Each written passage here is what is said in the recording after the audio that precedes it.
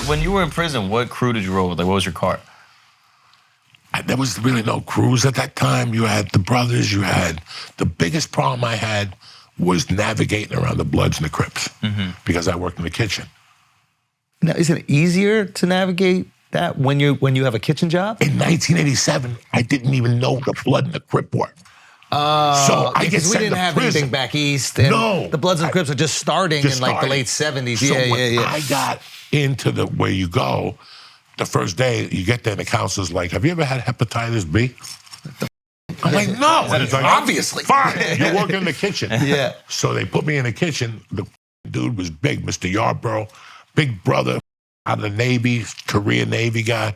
And he's like, Mr. Diaz, you look Italian, so I'm gonna make you a baker.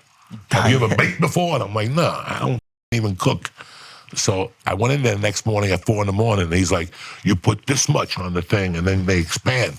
I'm like, why are you being so cheap, brother? These motherfuckers are living in cells. Give them a big cinnamon muffin. I mean, I didn't know. He's like, you can't make them big. I didn't know why. So I made them big, and they became manhole covers. The oven almost blew up. There was a fire. So he fired me. He made me the stock clerk, which is the best job there. I didn't even know What's stock clerk? It's a stock clerk. You order the food for the kitchen, and you have your own facility to hide shit for the other inmates because it's so far away, they don't bring the dogs to sniff that shit.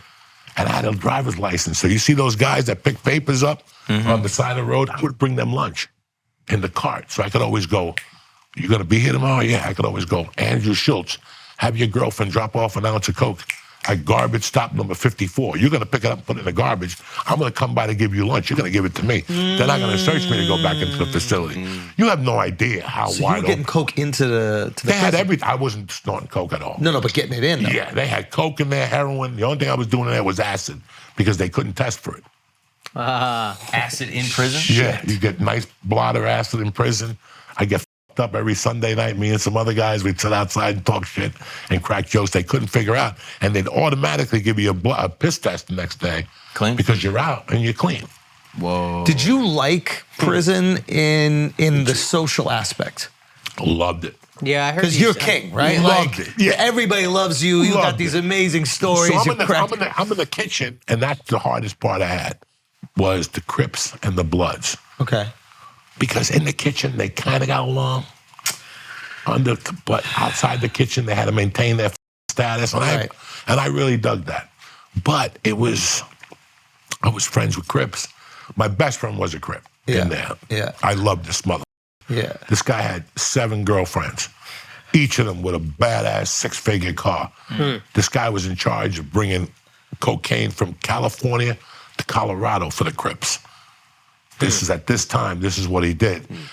What's the chick that went to the Olympics? Jonah in the 80s? Jonah Hersey. Her brother was in there too. Wow. He was a Crip or something because he was bringing in coke from, that's when the Crips were bringing in from LA, California, all those little things. So that was the hardest adjustment I had. You had your bikers, like 5 little raggedy bikers. You had your white supremacists, a couple of them. It only had 104 people. Okay. Right. So everybody kind of knows everybody small. So you didn't have that. You had one Italian, and he was the cook. Of course. And I partnered up with him to start a bookmaking operation because he couldn't sell lottery tickets to the blacks, the Spanish, but I could. I knew how to talk to the brothers, and I knew how to talk to the Mexicans. So he made me his partner. And every night he would make nachos. He'd get like an iron and put it melted in cheese and fucking get chips and shit. Fucking different world. So you were having, weirdly, the time of your life. Yes, the first listen. Like I got sentenced August 15th. Yeah. The system was a year behind. What that meant was... What does that mean? The system was a year behind that time. What meant was you're not getting processed to go to your prison until fucking December or January. Oh, you're in jail still. So you're going to sit in county jail. This is why I got off, okay? This is a lot of people don't know. So I got sentenced to 2nd-degree burglary. It cost me. I had to pay a lot of money because I had to hire an investigator to prove there was no violence in my past. Because they wanted to charge me with a violent offense.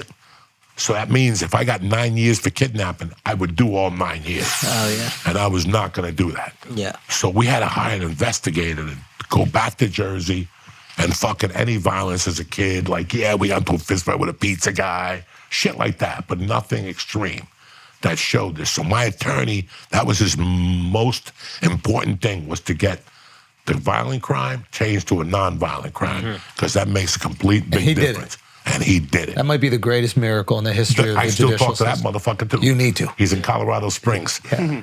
And now he's got a kid that wants to get into the entertainment business. So he's like, what do we need to do to Time for some speed this up? So, hey, man, payback's a bitch. So when I got sentenced to 48 months, right? But I spent a month in county. Time served. So that's 2 months. Oh, you get double time served for county? County is 2 days. At that time, it was 2 for 1. So I did a month. So that meant I did 2 months. So now it's 22 months I got in there, right? Until you hit prison, your final destination, it's 2 for 1. Wow. Then So the longer you're staying in county, the shorter amount of time you're going to have to spend in prison. I guess this is, the whole idea is expediting your time in county, because county's a pain in the fucking ass. A pain in the ass, but not bad, because again, I got sentenced on a Monday, and by Wednesday morning, I was taken out. They told me they were going to send me to like Oklahoma. They sent me to fucking Summit County Jail. Guys, we wore our own clothes and we played handball outside. And at 9 o'clock, the jail, the fucking guards would go to the Safeway for you and buy you chips, sodas, and we'd watch movies all night on TV. So it was low key and everybody was chill. And my buddy in there was a guy from the Bronx, Italian dude. Fucking, as soon as I get there, the guy fucking hugged me. I'll do anything for you. Just talk to me, brother. Just talk to me. I haven't been around people from the East Coast. This guy loved me. So I became friends with him, and we were fucking, I didn't drink or anything in there, but we would always like fucking gamble. A lot of gambling in there, you know? I was in Summit County for maybe 2 weeks. That's a month. Boom. So you're shaving time off. Shaving time off. So now I had 3 months already. All of a sudden one morning, they go, you're going to fucking Department of Corrections. So first you go to DOC. It's like, you go to diagnostic. That's where you're there for 2 weeks, and they find out what's wrong with you. They check everything, your ass, your mind. They ask you creepy questions. They do a battery of tests. And then from how you do on that is where you're decided where your destination is. So you're trying to do better on that. Yes. Because if you look sane, you look competent, you look smart, you're going to get the country club. And if you look like an absolute savage fuck up. ADX. But still, I didn't have the numbers.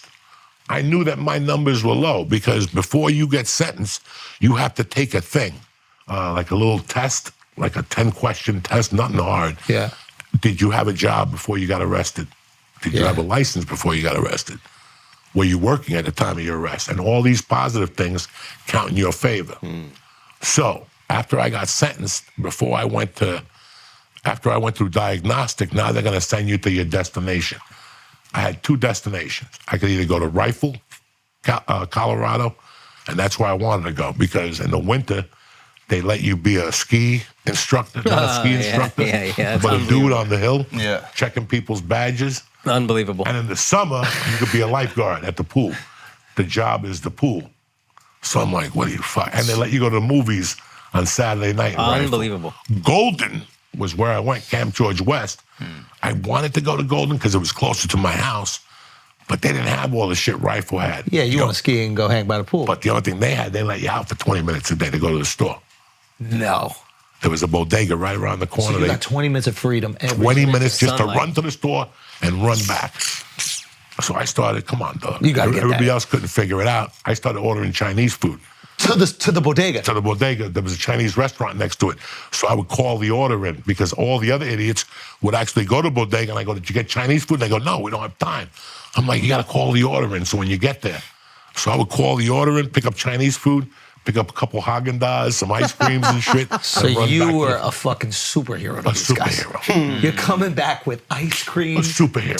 Chinese food. Oh, my God.